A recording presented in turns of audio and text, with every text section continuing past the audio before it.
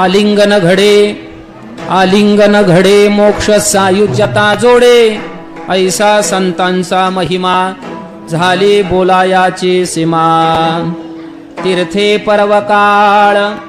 तीर्थे पर्वकाळ अवघी पायापे सकळ ऐसा संतांचा महिमा झाली बोलायाची सीमा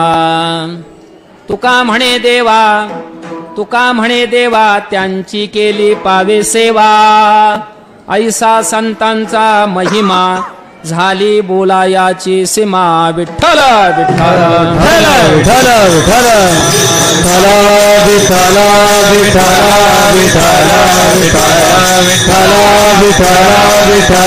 विठ्ठल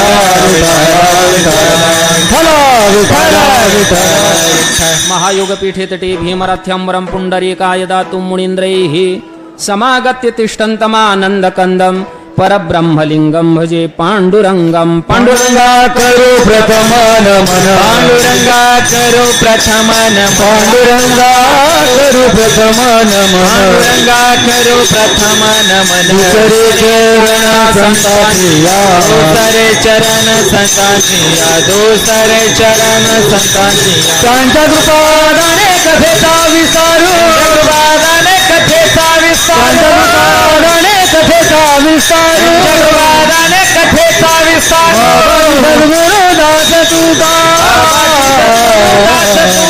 बाबाची सद्गुरुदास तुका पांडुरंगा गुरु प्रथम नमन दुसरे चरण संतांच्या त्यांच्या कृपादाने कथेचा विस्तारू बाबाजी सद्गुरुदास तुका कलावज्ञेची उद्धरार्थावतारम कलांकांक तेजोधिका मोदी वक्त्रम खलानेशवादा पनोदार्थ दक्षम समाधिस्थ मूर्तिं भजे ज्ञानदेवम ओम नमो ज्ञानेश्वरा ओम नमो ज्ञानेश्वरा ओम नमो ज्ञानेश्वरा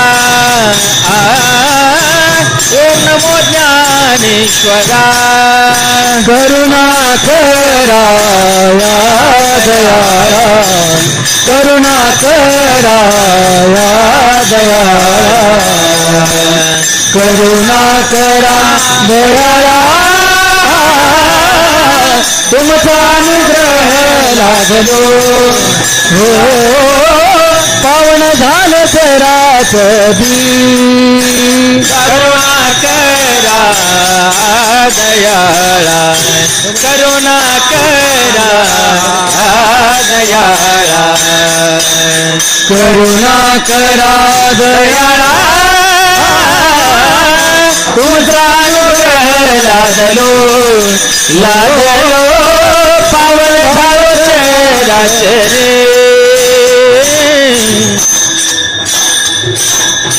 ओम नमो ज्ञानेश्वरा करुणा करा दयाळा तुमचा अनुग्रह लादलो पावन झालो चराचरी नमो सद्गुरु तुकया ज्ञानदीपा नमो सद्गुरु सच्चिदानंद रूपा नमो सद्गुरु भक्त कल्याण मूर्ती नमो सद्गुरु भास्करा पूर्ण कीर्ती आलिंगन घडे मोक्ष सायुज्यता जोडे ऐसा संतांचा महिमा झाली बोलायाची सीमा प्रस्तुत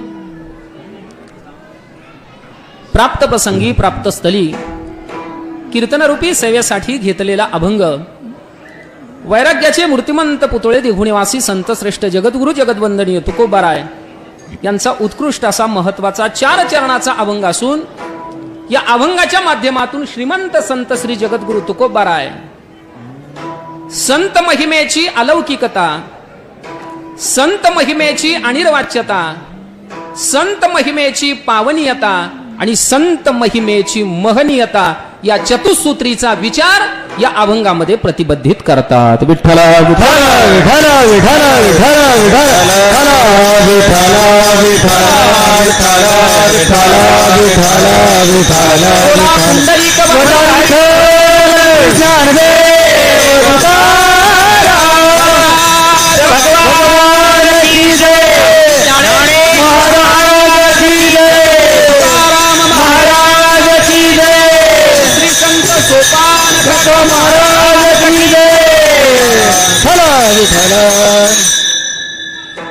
या वाङ्मनी सेवेला सुरुवात करण्यापूर्वी अल्पसा परिहार देणं गरजेची गोष्ट आहे तो म्हणजे असा अकारण कारण करुणा उरुणालय रुक्मिणी प्राणसंजीवन जगदाकार अखिल कोट ब्रह्मांड नायक पांडुरंग पंढरीश परमात्मा संत हृदय सम्राट ज्ञानबिंब ज्ञानोबाराय वैराग्य तप तीर्थ तेजोवलय तुकोबाराय आणि प्रातस्मरणीय वैकुंठवासी श्री हबप सर्जेराव दादा गुंडरे पाटील यांच्या जयंती उत्सवाच्या निमित्ताने आळंदीच्या पावन पवित्र भगवान ज्ञानोबारा यांच्या अंकावरती अर्थात समाधीस्थळी आपल्या जीवनाची अंतरंग साधना करण्याच्या संबंधातून वर्तमानामध्ये आपण उपस्थित आहोत. आळंदीमध्ये जे काही महत्वाचे उत्सव होत असतात जयंतीचे, त्यातील भाऊ हा अत्यंत पवित्र असणारा सर्जेराव दादांच्या जयंतीचा उत्सव आहे. प्रतिवर्षाप्रमाणे भगवान ज्ञानोबारायांच्या सानिध्यामध्ये ज्ञानोबारायांच्या कुशीमध्ये हा होतो आहे आणि त्यामध्ये सेवा करण्याचं भाग्य गुरुवर्य गुरुजींच्या अर्थात भाऊंच्या अनुज्ञेने आणि माझं परम भाग्य उदयाला आलं, त्याचा परिणाम म्हणून मी चिंतनासाठी प्रवृत्त झालेलो आहे. विठ्ठल विठ्ठल विठ्ठल विठ्ठल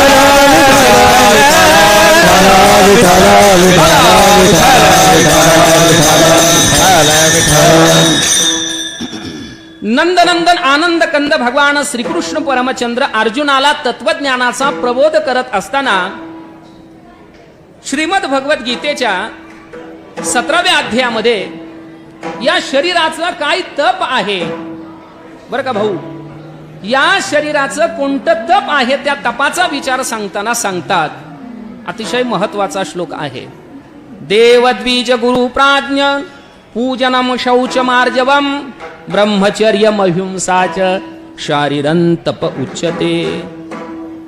आपल्या या शरीराकडून कोणतं तप व्हावं आणि तपाचं सामर्थ्य तो परमात्मा आपल्याला प्राप्त व्हावा, ही गोष्ट या श्लोकामध्ये सांगितलेली आहे. अन्य गोष्टींचं चिंतन करायचं नाही, पण दादांच्या जयंतीचा उत्सव असल्या कारणामुळे भगवान ज्ञानोबारायांनी त्या श्लोकाच्या खाली लिहिलेल्या ज्या ओव्या आहेत त्या अत्यंत महत्वाच्या आहेत. आणि ते तप संजू भाऊ आपल्याकडून वर्तमानामध्ये घडतं आहे. ज्ञानोबाराय म्हणतात, सकल तीर्थाची धुरे जिये का माता पितरे तया सेवेसी कीर शरीरे लोन केले. अन्य गोष्टी करण्यापेक्षा एवढं जरी केलं तरी आपल्या शरीराच्या तपाच्या सामर्थ्याच्या द्वारा आपण त्या परमगतीला प्राप्त होऊ शकतो. महाराजांनी वर्णन केलेलं आहे. वाढवी महत्व वडिलांचे वाढवी महत्व वडिलांचे वाढवी महत्व वडिलांचे वाढवी महत्व शांती रूपे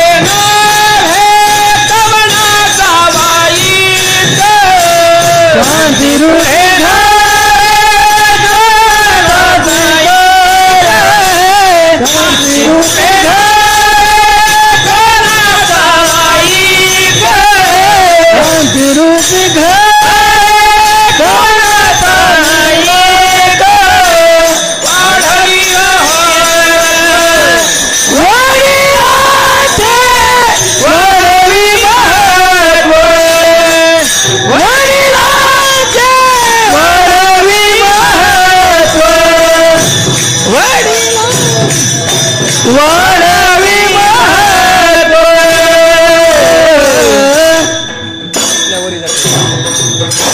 संसारिकाला जगद्गुरु तुकोबारायांनी मानवी जीवन जगत असताना जी आचारसंहिता दिलेली आहे तो अभंग जोडून या धन उत्तम व्यवहारे उदास विचारे वेच करी, याच्याच संबंधातून महाराज सांगतात, शांती रूपे नव्हे कोणाचा वाईट वाढवी महत्व वडिलांचे. आणि ती गोष्ट भाऊ आपण करत आहात.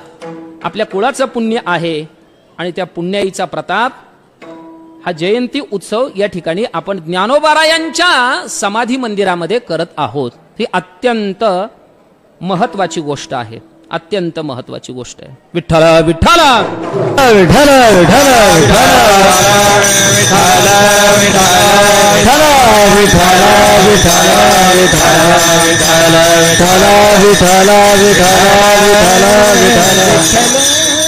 म्हणून या जयंती महोत्सवातील आजचं हे चतुर्थ पुष्प आपण ज्ञानोबारायांच्या चरणकमलावरती समर्पित करण्यासाठी सगळेजण उपस्थित आहोत.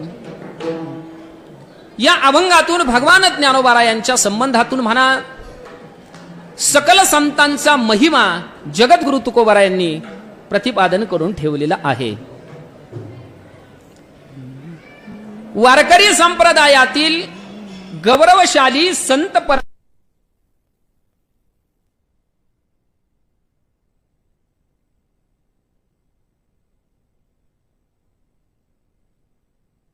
अतिशय मोठी आहे, अतिशय व्यापक आहे. तिचा महिमा, तिचा भाव, तिचा मोठेपणा, तिचं महात्म्य हे अत्यंत व्यापक या दृष्टीचं आहे. श्री संत बहिणाबाई वारकरी संप्रदायाच्या गौरवशाली संत परंपरेचा विचार आपल्या अभंग संहितेमध्ये सांगतात. संत कृपा झाली इमारत फळा आली, ज्ञानदेवे रचिला पाया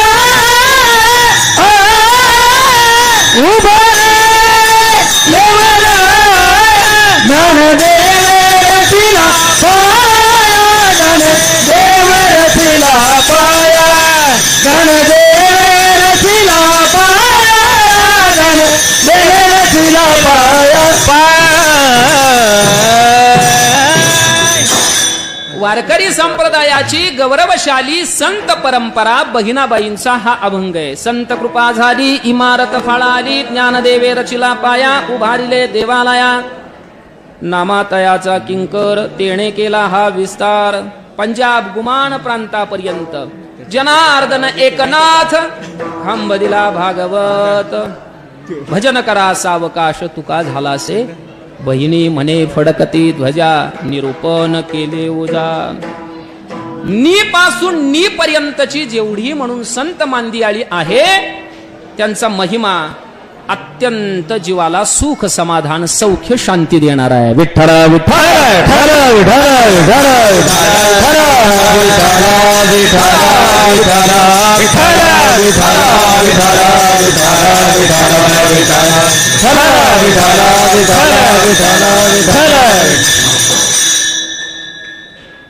संत कोणाला म्हणतात, एकाच वाक्यामध्ये मी त्याचं उत्तर तुमच्या समोर देईन.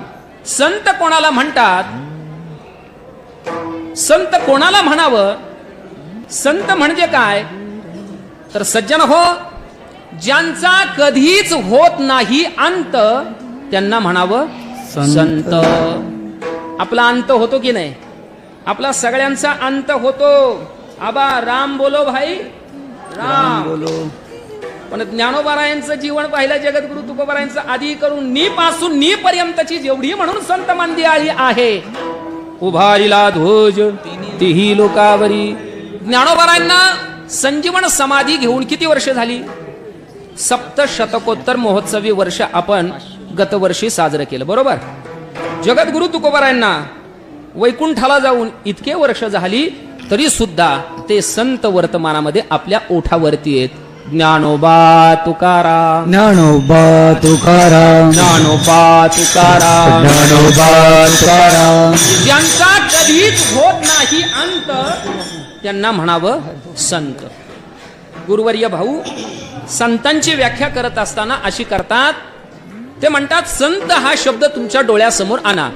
मी आज फक्त तुम्हाला भगवान ज्ञानोबा यांच्या समोर संतांचा महिमा, माहिम्य, मोठेपणा, गरिमा, महात्म्य हाच प्रतिपादन करणार आहे. संत हा शब्द डोळ्यासमोर आणा. संत या शब्दातील जो स आहे त्या सचा पाय मोडा, म्हणजे त्याला लंगडा करा. भाऊंची परिभाषा आहे. अध्यक्ष साहेब, त्याला काय करा? लंगडा करा. व्याकरण शास्त्राच्या दृष्टीने महादेव बाबा हलंत, त्याला अर्धा केला. अर्ध्या सचा अर्थ होतो अज्ञान. अर्धा स त्याचा पाय मोडला, त्याचा अर्थ होतो अज्ञान. आणि खाली शिल्लक राहतं अंत.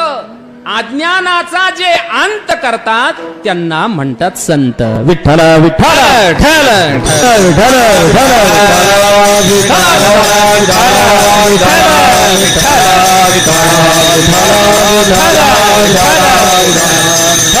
विठ्ठल मावळवीत विश्वाभासू नवल उदयाला चंडांशू अद्वयाब्जिनी विकासू वंदू आता.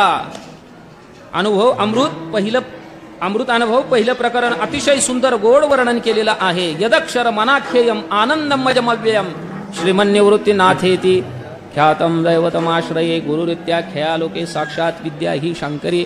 अर्थात संतांचं महात्म्य, संतांचा मोठेपणा, संतांचा महिमा आपल्याला आनंद देणारा या पद्धतीचा आहे. विठ्ठल विठ्ठल विठ्ठल विठ्ठल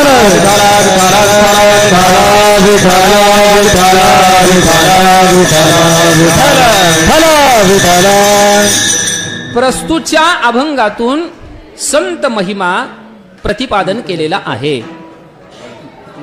आता महिमा म्हणजे काय? महिमा कशाला म्हणतात? महिमा या शब्दाचा अर्थ काय होतो? तर व्याकरण शास्त्राच्या दृष्टीने त्याचा अर्थ असा सांगितलेला आहे. महतो भावः महिमा. महतो भावात महिमा. महान ज्याचा भाव आहे त्याला काय म्हणतात? महिमा. अगदी सोपं सांगतो. ज्याच्या संबंधातून शंका, संशय घेता येत नाही त्याला काय म्हणावं? महिमा. वाणी अगोचर, इंद्रिय अगोचर, अघटित, कल्पनातीत असा जो असतो त्याला म्हणतात महिमा.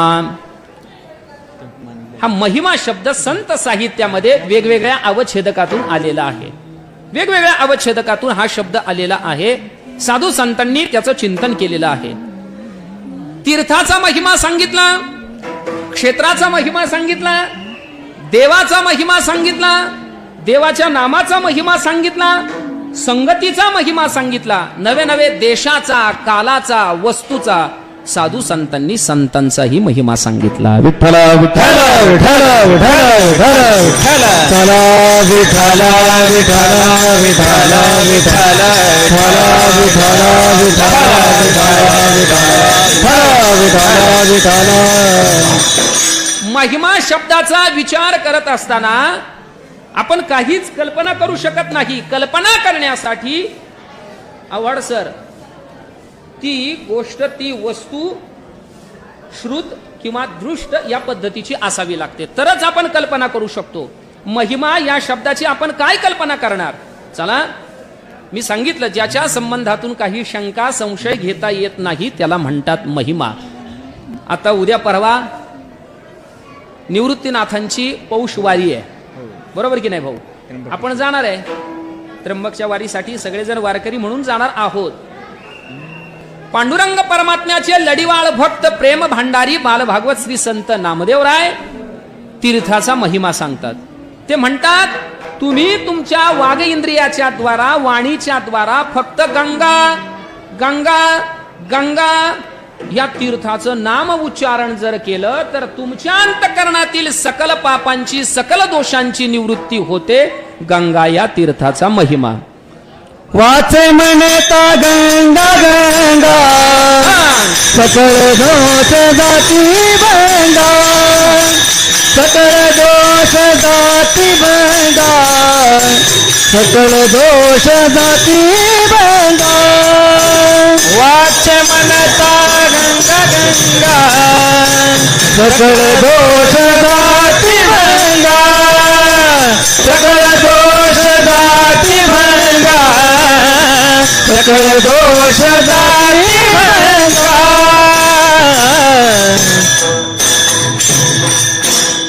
काय इथे भाऊ आपण कल्पना करू शकतो? काय कल्पना करू शकतो? फक्त वाणीच्या द्वारा संत सांगतात, वाचे म्हणता गंगा गंगा. मनातली, बुद्धीतली, चित्तातली, अंतकरणातील, हृदयातील सकल पापांची निवृत्ती होते. का होते? कशी होते? कोणाची झालीये का?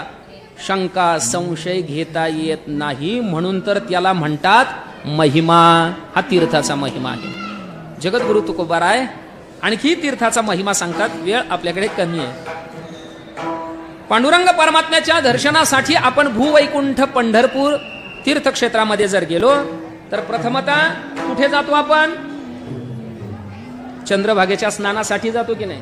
अध्यक्ष साहेब, जरी स्नान केलं नाही तरी पाय मात्र धुवून येतो. चंद्रभागा नावाचं तीर्थ आहे. वारकऱ्याला ती गोष्ट काय सांगायला पाहिजे का? चंद्रभागा या तीर्थाचं माहिम्य, महात्म्य, महिमा सांगत असताना महाराज सांगतात, या धरेवरती, या मृत्यूलोकामध्ये 3.5 कोटी तीर्थ आहेत. किती तीर्थ आहेत सगळे मिळून?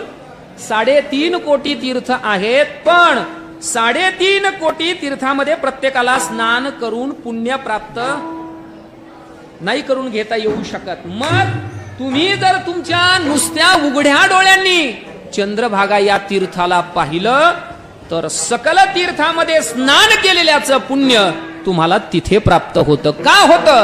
चंद्रभागा या तीर्थाचा काय आहे तो महिमा. अवघेची तीर्थे घडली एक वेळा, चंद्रभागा डोळा देखील या. महिमा म्हटलं काही कल्पनातीत या पद्धतीचा असतो.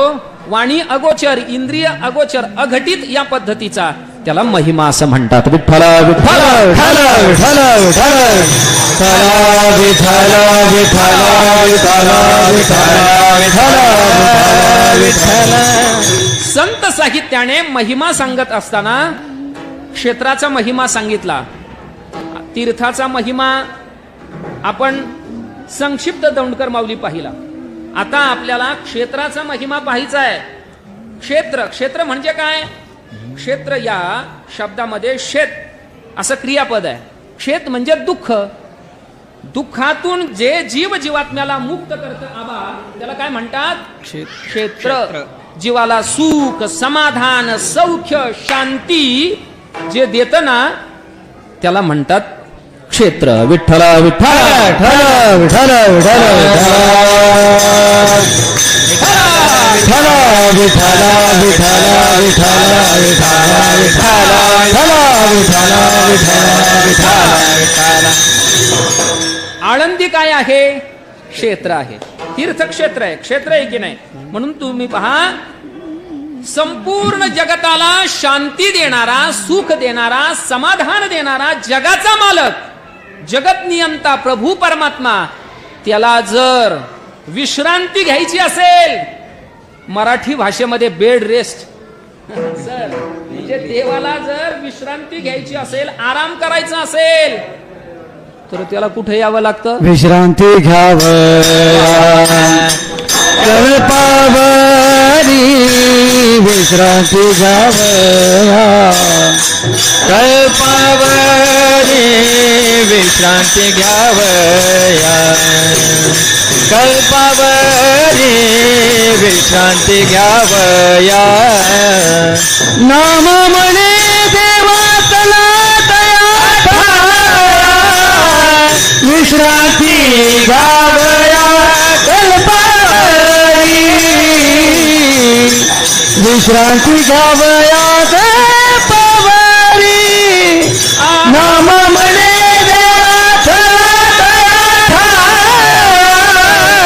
विश्रांती घ्यावया कल्पावरी,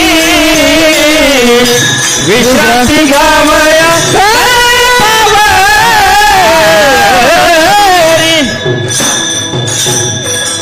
आळंदी हे गाव पुण्यभूमी ठाव, दैवतांचे नाव सिद्धेश्वर. इथे आपण सगळे मंडळी कशासाठी येतो? विश्रांती घ्यायला येतो. आपण कशासाठी येतो? विश्रांती घेण्यासाठी येतो महाराज. म्हणून तर आळंदी या शब्दाची व्याख्या सांगत असताना व्याकरण शास्त्राने भाऊ अशीच सांगितली, आलम दियेते इति आलंदी. आलम म्हणजे थांबणं, सुख, समाधान, शांती, सौख्य देणारी ती आळंदी आहे. आळंदी हे क्षेत्र आहे. त्या क्षेत्राचा तो काय आहे? महिमा आहे. विठ्ठल विठ्ठल विठ्ठल विठ्ठल विठ्ठल विठ्ठल विठ्ठल विठ्ठल विठ्ठल विठ्ठल.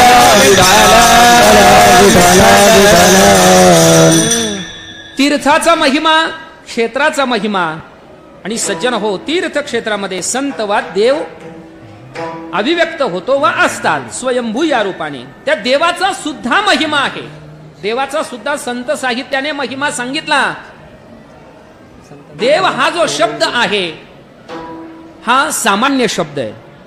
आणि सामान्य या शब्दाची व्याख्या करत असताना नैयायिकांनी अशी केलेली आहे, न्यायशास्त्रकारांनी, एकम नित्यम अनेकानुगतम इति सामान्यम. जे एक आहे, नित्य आहे, अनेकांना व्यापून अवशिष्ट नाम जे शिल्लक राहिलेलं आहे त्याला म्हणतात सामान्य. देव सामान्य. सामान्य ब्रह्म सुद्धा कसं आहे? ब्रह्माच्या बाबतीमध्ये आपण काय म्हणतो? ब्रह्म हे सत्सामान्य या पद्धतीचं आहे. विठ्ठल विठ्ठल विठ्ठल विठ्ठल विठ्ठल विठ्ठल विठ्ठल विठ्ठल विठ्ठल विठ्ठल विठ्ठल विठ्ठल. ब्रह्म कसं आहे? ते नित्य आहे, निरवयव आहे, निरवच्छिन्न आहे, दृङ्मात्र आहे, सत्सामान्य आहे, स्वगत सजातीय विजातीय भेदरहितत्व, सकल अभाव अप्रतियोगित्वम ब्रह्मत्वम अशी त्याची व्याख्या केलेली आहे.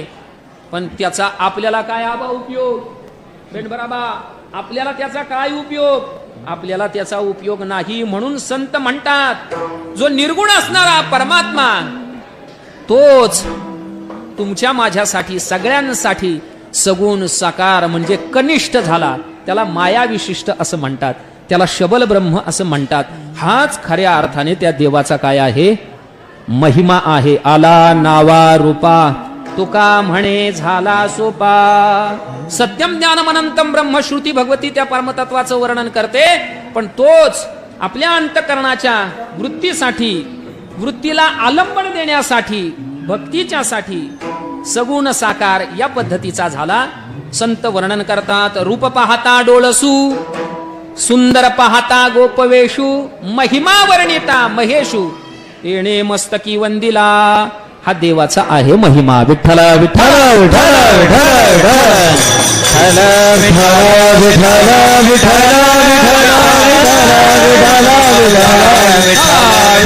विठ्ठल विठ्ठल.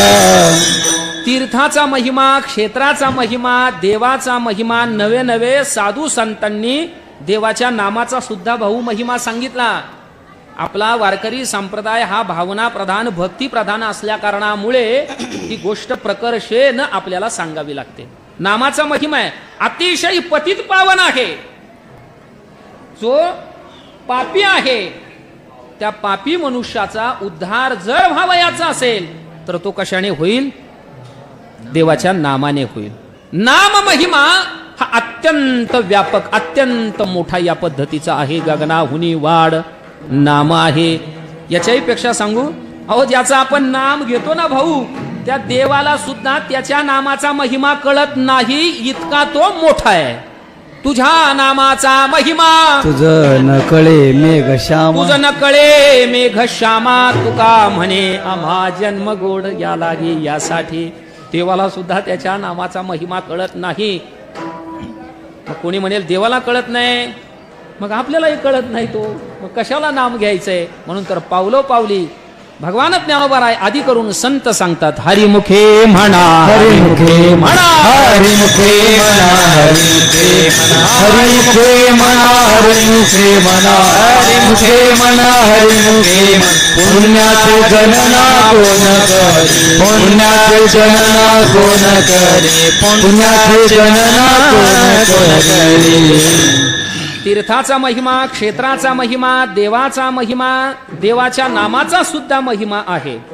त्याच्यानंतर साधू संतांनी संगतीचा महिमा सांगितला. मानवी जीवनाचा उद्धार सुद्धा संगतीमुळेच होतो आणि मानवी जीवनाचं अधपतन सुद्धा संगतीमुळेच होतं. प्रमाण सांगतो, पतन उद्धार संघाचा महिमा. संघाचा तो संगतीचा महिमा आहे. म्हणून आपण कोणाची संगती करावी वर्तमानामध्ये अत्यंत महत्वाची ही गोष्ट आहे. एक उदाहरण सांगितलं जातं पंचतंत्र नावाच्या त्या पुस्तकामधलं. गोष्टीरूप पुस्तक आहे ते, त्याच्यामध्ये गोष्ट सांगितली आहे. दृष्टांत या पद्धतीचा आहे. संगती कोणाची करावी.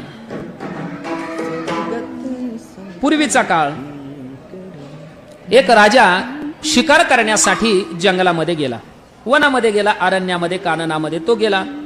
पूर्वीच्या काळी राजे लोकांना शिकारीचा छंद होता, नाद होता, क्षत्रिय स्वभाव असल्या कारणामुळे ते शिकार.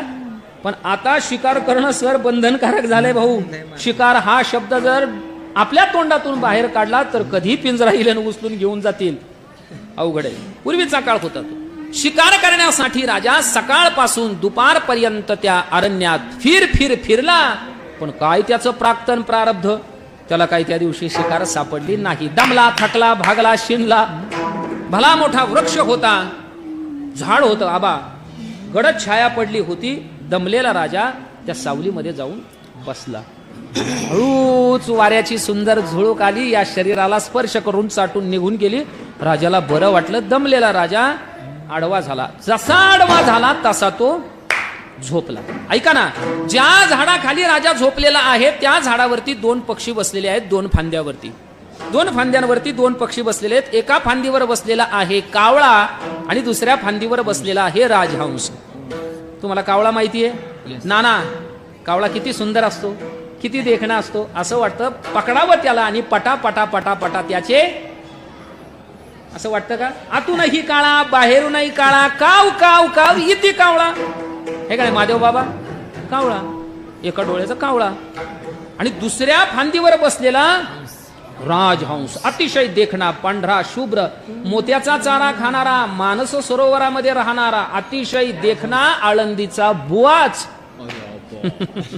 पांढरा शुभ्र एका फांदीवर बसलेला आहे कावळा. काय झालं? राजा खाली शांत झोपलाय. झोपलेला राजा त्या कावळ्याने पाहिला. जसा झोपलेला राजा त्या कावळ्याने पाहिल्याबरोबर कावळ्याच्या पोटात आला गोळा. मराठी भाषेमध्ये त्याच्या पोटात काय आला?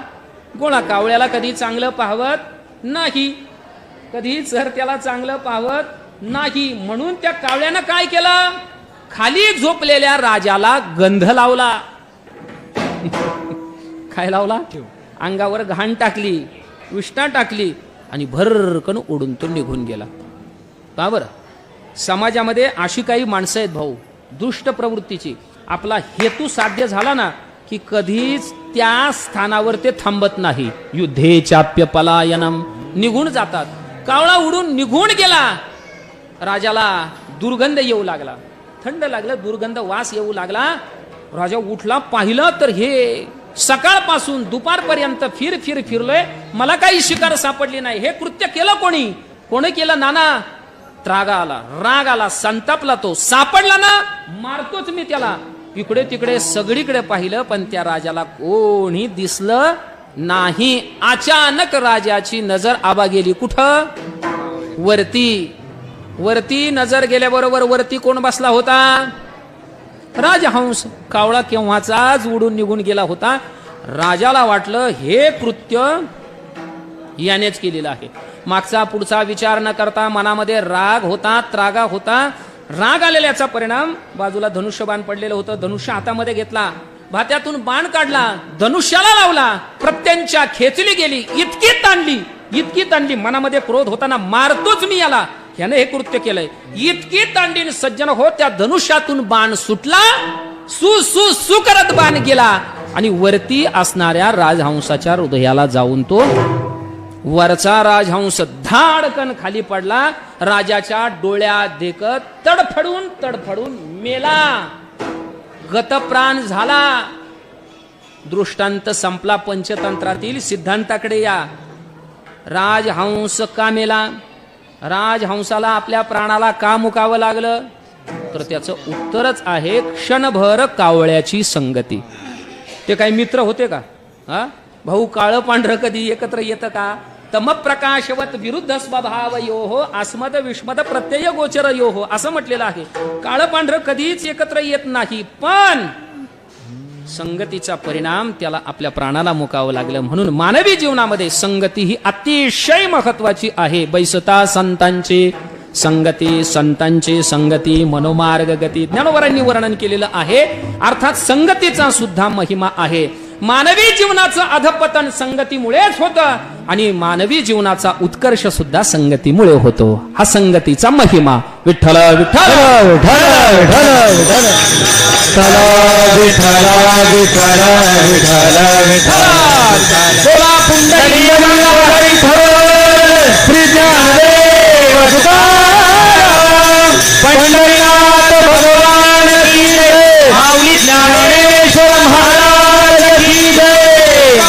महाराज की जय. विठ्ठल विठ्ठल विठ्ठल विठ्ठल. आणखी ही महिमा हा शब्द वेगवेगळ्या अवच्छेदकातून संत साहित्यामध्ये आलेला आहे. खूप प्रमाणात त्याबद्दलची आपल्याला पाहता येतील, देता येतील.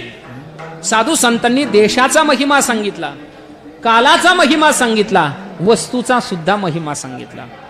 देश, काशी नावाचा आहे देश, है का नाही? काशी नावाचा देश आहे, ज्याला आपण वाराणसी भाऊ असं म्हणतो. त्या काशी देशाचं माहिम्य, मोठेपणा, महात्म्य, महिमा सांगत असताना भगवान ज्ञानोबाराय म्हणतात ज्ञानेश्वरीमध्ये, त्या काशी देशामध्ये, काशी क्षेत्रामध्ये जर मनुष्य मेला, आता मरताना काय होतं, काशी विश्वेश्वर परमात्मा त्याच्या कानामध्ये महामृत्युंजय मंत्राचा जप करतो, त्याच्यामुळे त्याला ती घन स्थिती प्राप्त होते. ज्ञानोबाराय वर्णन करतात, मोक्ष देवोनी उदार काशी होय कीर, परी वेचावे लागे शरीर तिये गावी. काशी क्षेत्राचा तो महिमा आहे. तिथं मेला की त्याला काय मिळतो? मोक्ष. देशाचा तो महिमा, काशी देशाचा तो काय आहे? महिमा. नवे नवे भूवैकुंठ असणारं तीर्थक्षेत्र पंढरपूर, त्या पंढरपूर क्षेत्राचा सुद्धा महिमा सांगितला, देशाचा महिमा सांगितला. ऐका पंढरीचे महिमान, राऊळती तुके प्रमाण, तेथील तृण आणि पाषाण तेही देव जाणावे. पंढरपूर मधील तृण नाम गवत, पाषाण नाम दगड, तो सुद्धा काय आहे? देव आहे. देव आहे. देव हा पंढरी तीर्थक्षेत्राचा, देशाचा महिमा आहे. विठ्ठल विठ्ठल विठ्ठल विठ्ठल विठ्ठल विठ्ठल विठ्ठल विठ्ठल. कालाचा महिमा साधू संतांनी सांगितलेला आहे. काल महिमा वर्तमानामध्ये त्याचं चिंतन केलं पाहिजे बुवा आपण. काल म्हणजे कलियुग. आता वर्तमानामध्ये जे चालू आहे त्याला काय म्हणतो आपण? कलियुग. वारं कशाचं आहे? कलियुगाचं आहे का नाही? कलियुगाचं महिमान हे अत्यंत वाईट या पद्धतीचं आहे. संत सांगतात, ऐका ऐका, लक्ष देऊन ऐका, ऐका कलीचे महिमान. कलियुगाचं महिमान ऐका बरं, अगदी कान उघडे ठेवून ऐका. ऐका कलीचे महिमान. असत्यासी रिजले जन. जन कुठं रिजलंय महादेव बाबा? असत्यासी, जे खोटं बोलतात ना आबा, लोक त्यांच्याच पाठीमागं जास्त आहेत. हे कलियुगाचं महिमान आहे. असत्यासी रिजले जन, पापा देती अनुमोदन. एखादा चांगलं काम करत असाल ना, सत्कर्म, भाऊ आपण जे काम करताय जयंती उत्सवाच्या संबंधातून, याला लोक पाठिंबा नाही देणार, पण पाप कर्माचरण जर एखादा करत असेल ना, त्याला अनुमोदन देतात. हे कलियुगाचं महिमान आहे. साधू संतांनी त्या कालामध्ये लिहून ठेवलेलं आहे, पापा देती अनुमोदन, करती हेळन संतांचे. कलियुगामध्ये खऱ्या संताच्या पोटाला काहीही मिळत नाही, त्याचं पोट पाठीला चिकटलंय. आणि नंदूबाबा जो असंत आहे त्याचं पोट भलं मोठं पुढं आलेलं आहे. कलियुगाचा तो महिमा आहे. विठ्ठल विठ्ठल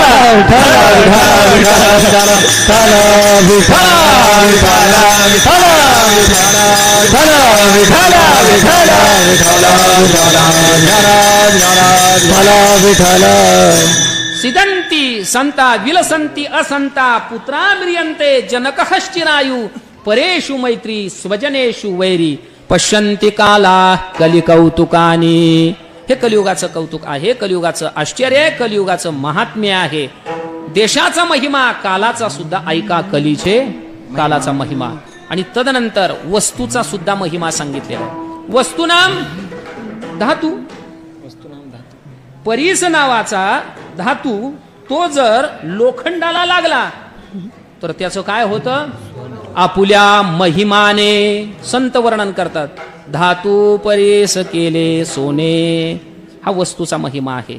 चला, तीर्थाचा महिमा, क्षेत्राचा महिमा, देवाचा महिमा, देवाच्या नामाचा महिमा, संगतीचा महिमा, देशाचा महिमा, कालाचा महिमा, वस्तूचा महिमा खूप झाला.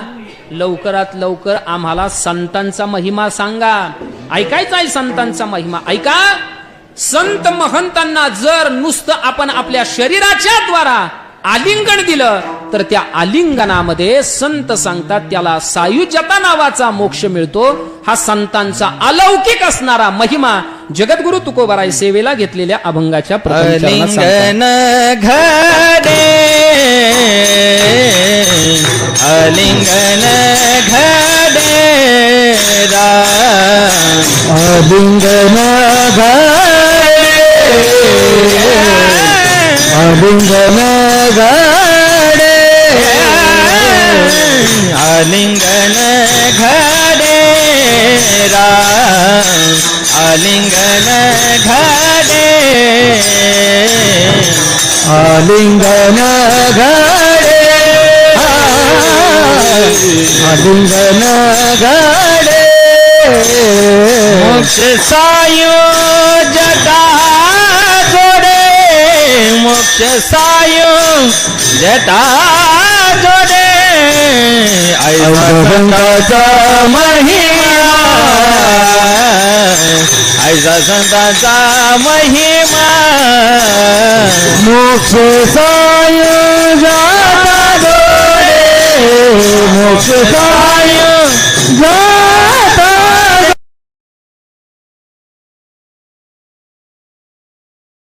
ते महिमा संतांचा महिमा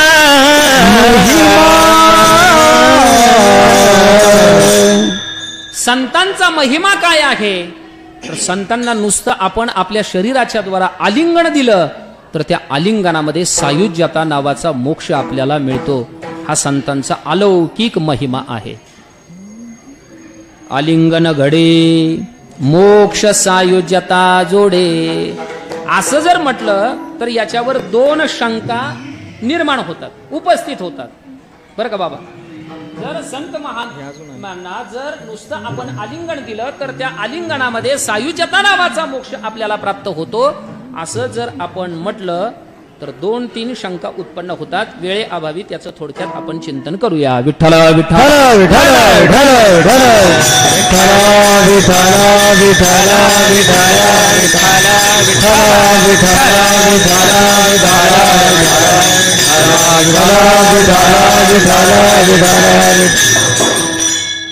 आलिंगनाने जर मोक्ष मिळतो असं म्हणावं तर आलिंगन हा एक रोग ठरेल, हा एक उपद्रव ठरेल. कलियुगाचं महिमान असं आहे, माणसं निषिद्ध कर्माचरण करतायत.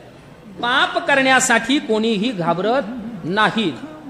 खूप पाप करतील आणि एखादा साधू महात्मा पाहतील आणि त्या साधू महात्म्याला काय देतील? आलिंगन. कारण आलिंगन अर्थात संतांचा महिमाच असा आहे की साधू पुरुषाला संतांना आपण आलिंगन दिलं की त्याच्याद्वारा सगळी पाप आपली धुवून जातात आणि आपल्याला मोक्ष प्राप्त होतो.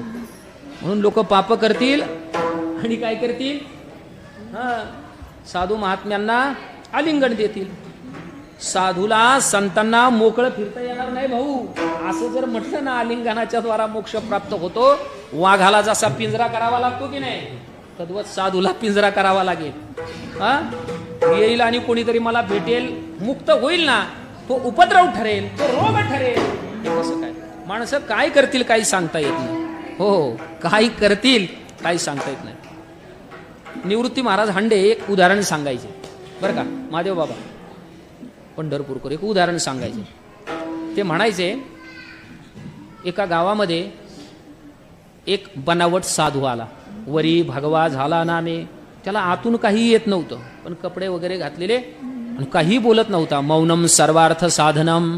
शांत बसला. दिसायला गोंडस होता, देखणा होता. लोक यायचे, दर्शन करायचे नाना, दक्षिणा द्यायचे, निघून जायचे. ते काहीच बोलत नव्हते.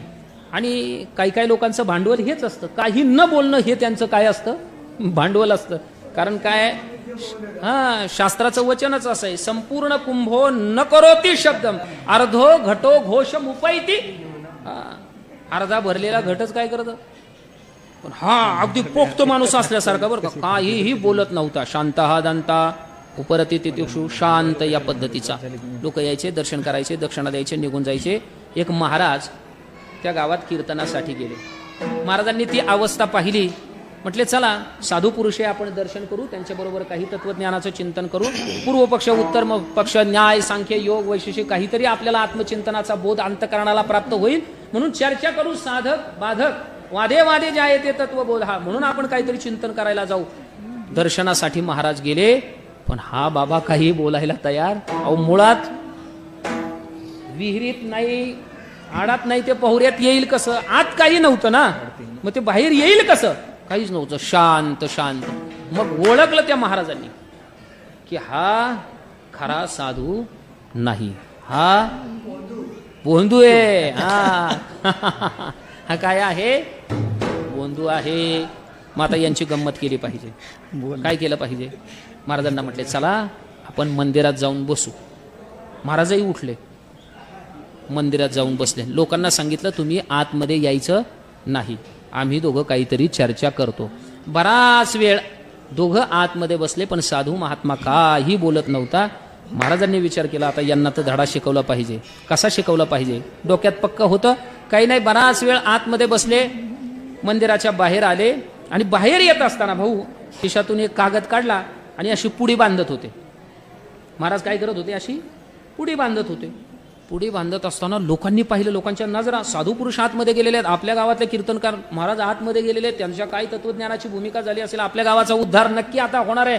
ते बाहेर आल्याबरोबर सगळ्यांच्या नजरा त्यांच्याकडे होता, सगळ्यांच्या नजरा त्यांच्याकडे होत्या. महाराजांनी पुडीची प्रक्रिया अशी बांधत होते. लोक विचारायला लागले, महाराज अहो पुडीमध्ये आहे काय, तुम्ही पुडीमध्ये बांधता काय. महाराज म्हटले शांत बसा. मग आणखी उत्कंठा वाढली ना, पुडीमध्ये आहे काय. पुडीमध्ये महाराज जवळ आले, सगळ्या लोकांना जवळ बोलवलं आणि महाराज म्हटले तू मला म्हणून सांगतो, मला आतल्या साधू महात्म्याने सांगितलेलं आहे, तुम्ही कोणाला सांगू नका, पण मी तुमच्या गावात कीर्तनाला आलोय ना म्हणून तुम्हाला म्हणून सांगतो. आत बसलेले साधू महात्मा यांनी त्यांच्या दाढीचा एक केस मला उपटून दिला आणि त्यांनी सांगितलं की हा माझ्या दाढीचा केस तुम्ही तुमच्या घरी असणारं जे धान्य आहे त्या धान्यामध्ये ठेवा. तुम्ही किती पण धान्य खा, कितीही वर्ष, एकही धान्याचा कण कमी होणार नाही. असं म्हटल्याबरोबर ग्रामस्थ मंडळी आतमध्ये गेले. कशासाठी, महाराजांचं दर्शन करायला. कशासाठी, महाराजांना बाकी काही काय लोकांना घेणं देणं नाही. महाराज पायाखाली तुडवले गेले, इतके लोक स्वार्थी आहेत. मग जर आलिंगनाने मोक्ष प्राप्त होतो असं जर म्हटलं तर लोक कुठल्या स्तराला जातील. विठ्ठला विठ्ठला विठ्ठला विठ्ठला विठ्ठला विठ्ठला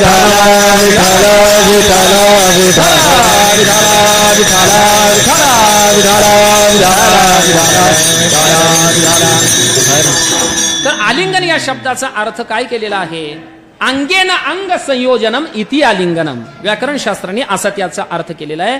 एका अंगाने दुसऱ्या अंगाला जे संयोजन दिलं जातं त्याला आलिंगन असं म्हणतात. पण सज्जन हो, त्याला आलिंगन असं म्हणतात हा प्राथमिक अर्थ झाला, पण याच्यामध्ये दोष निर्माण होत असल्या कारणामुळे याच्यामध्ये त्रय दोष विरहित अशा पद्धतीची लक्षणं असावी म्हणून त्यांनी पुढे आलिंगन या शब्दाचा अर्थ सांगत असताना असा सांगितला, परस्पर प्रीतीपूर्वक श्लीष श्लिष्यती इति आलिंगनम. इति आलिंग म्हणजे दोघांच्याही अंतकरणामध्ये, परस्पर दोघांच्याही अंतकरणामध्ये प्रेम भाव निर्माण असणं आणि याच्यामध्ये घडली जाणारी जी क्रिया आहे त्याला काय म्हणतात, आलिंगन असं म्हणतात. आलिंगन निराळं आणि मिठी निराळी. आलिंगन निराळं आणि मिठी निराळी आलिंगनामध्ये मिठी असते, पण मिठीमध्ये आलिंगन असतंच असं मात्र नाही. तिथे विकारी भाव असतो, विषयी भाव असतो, पण आलिंगनामध्ये शुद्ध प्रेम असतं. आलिंगने संतांची या दिव्य झाली माझी काया, मस्तक हे पायावरी त्यांच्या ठेवी. आलिंगने सुख वाटे प्रेम चिदानंदी गोटे. विठ्ठला विठ्ठला विठ्ठला विठ्ठला विठ्ठला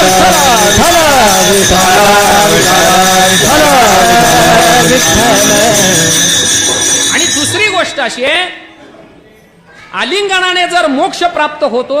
संतांना आपण जर आलिंगन दिलं तर त्या आलिंगनामध्ये जर जीवजीवात्म्याला मोक्ष प्राप्त होतो असं म्हणावं तर वेदाने, शास्त्राने, पुराणाधिकांनी नामाने मोक्ष होतो, ज्ञानाने मोक्ष होतो हे जे सांगितलेलं आहे त्यांना व्यर्थत्व येईल.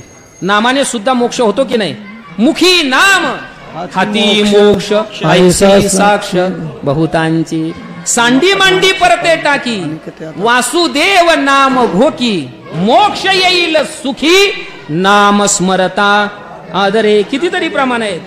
हो, संत चरणी भाव धरा, क्षणोक्षणा नाम स्मरा, मुक्ती सायुज्यतावरा हेची करा बापानो. भगवंत सांगतात, तेषाम हम समुद्धरता मृत्यू संसार सागरात भवामी न चिरात पार्थ मय्या वेशित चेतसाम. नामाची सहस्रवरी नावा या अवधारी सजून या संसारी तारू झालो. किंवा ज्ञानोबाराय म्हणतात, जाणीव नेणीव भगवंती नाही, हरी उच्चारणी पाही मोक्ष सदा. देवाच्या नामामध्ये पण नामाने मोक्ष होतो हे जे सांगितलेलं आहे ज्ञानोबारायांनी, त्याला व्यर्थत्व निर्माण होईल. किंवा ज्ञानानेही मोक्ष होतो की नाही? ज्ञानातेव तु कैवल्यम इति शास्त्रश्री डुंडिमा. ज्ञाने विनयके उपाय करिसी जितुके, तिही गुंपिसी अधिके रुखिये. सुभाषितकार सांगतात, भावेन देवम कलया नरेंद्र, धनेन कांता कपटेन शत्रुम, सत्रेन मित्रम, कृपया च पुत्रम, ज्ञानेन मोक्षम वशमानयंती. ज्ञानानेच मोक्षाला आपण वश करू शकतो. मग ह्या साधनेला व्यर्थत्व येईल. पण सज्जन हो, ऐका, नामाने मोक्ष मिळतो, ज्ञानाने मोक्ष मिळतो. आलिंगन ही क्रिया आहे, क्रियेने मोक्ष मिळतो का? म्हणून तर तिथं शब्द वापरलेला आहे, आलिंगन घडे. घडे घडे म्हणजे पात्रता, पात्रता, योग्यता, अधिकार, संपन्नता जोपर्यंत असणार नाही तोपर्यंत ती गोष्ट घडणार नाही. म्हणून तर त्याला महिमा असं म्हटलेलं आहे. असा संतांचा अलौकिक अनिर्वाच्य महिमा, ऐसा संतांचा महिमा झाली बोलायाची सीमा. बोलायाची सीमा झाली.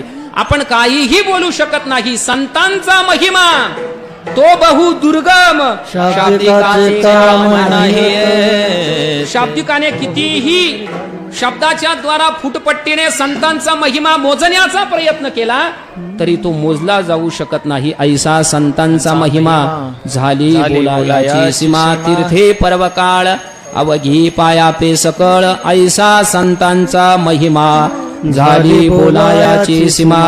यथामती यथावकाश अभंगाचा भाव भावार्थ झाला असं समजून वारकरी संप्रदायाच्या नियमाप्रमाणे भगवंताचं नामस्मरण केलं पाहिजे आणि ते करावं. कीर्तनाचा तो नियम आहे, दंडक आहे, आचारसंहिता असल्या कारणामुळे भगवंताचं नाम उच्चारण विठोबा रखुमाई, विठोबा रखुमाई, विठोबा रखुमाई, टाळी वाजून भजन करा. रखुमाई, जय जय विठोबा रखुमाई, विठोबा रखुमाई, विठोबा रखुमाई, विठोबा रखुमाई, विठोबा रखुमाई, विठोबा रखुमाई, विठोबा रखुमाई, जय जय विठोबा रखुमाई, जय जय विठोबा रखुमाई, विठोबा रखुमाई,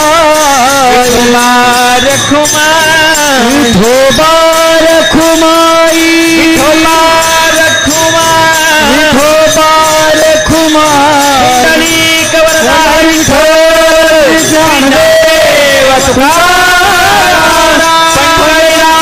भगवान की जय।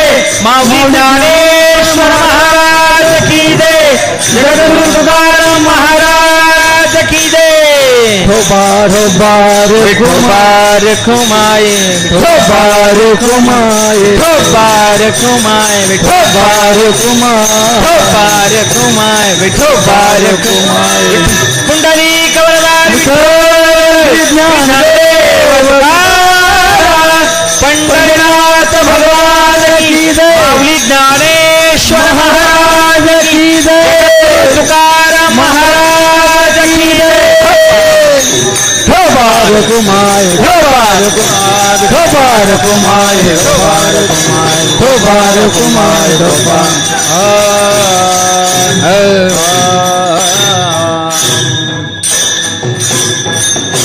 तीर्थे पर्वकाळ अवघी पायापे सकळ. मनुष्य तीर्थामध्ये स्नान करतो कशासाठी? आपल्या शरीराला जे मालिन्य प्राप्त झालेलं आहे त्याच्या निवृत्तीसाठी, बरोबर ना? पण संत हे तीर्थाचेही तीर्थ असल्या कारणामुळे तीर्थे तया ठाया येती पुणीत व्हावया पर्वकाळ पाया तळी वसे वैष्णवा. सकल ही तीर्थे निवृत्तीची पायी तेथे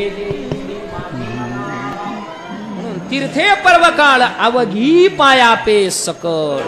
ऐसा संतांचा महिमा झाली बोलायासी सीमा. असा अलौकिक अनिर्वाच्य महान पावनीय महनीय असणारा संतांचा महिमा.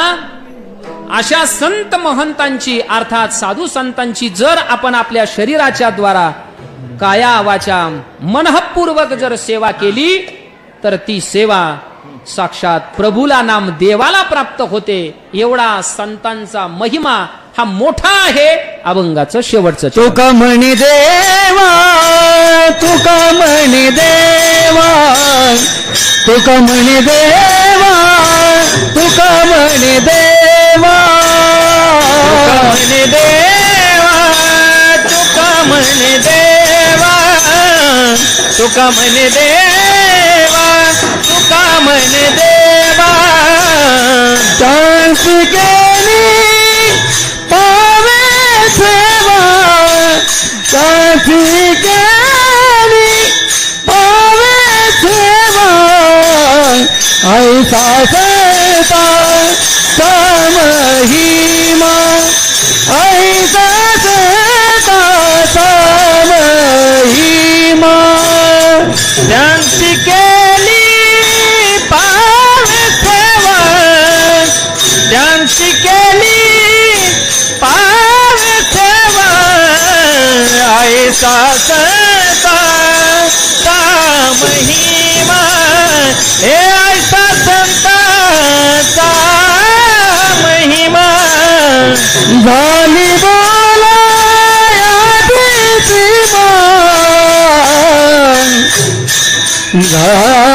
झाली बोलायाची सीमा झाली बोलायाची सीमा झाली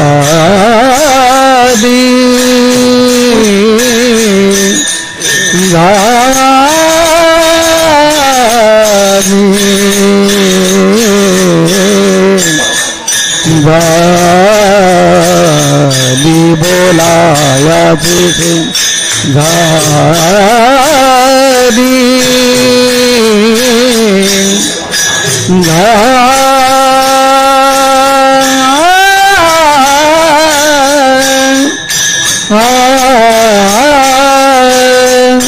झाली बोलायाची सीमा